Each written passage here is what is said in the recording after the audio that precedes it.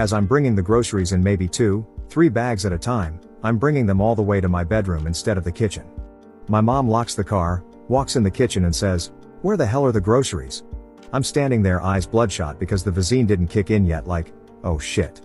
7. I got super blazed one night near the beginning of pandemic lockdown, and went across the street to the drugstore to get some chips and such. As I approached the automatic glass doors I saw a person standing on the other side, so I waited for them to come through. I stood there waiting for what felt like an eternity. I was getting frustrated, like, what's up with this clown? Can't they see I'm waiting for them? Then I realized it was just my reflection. 8.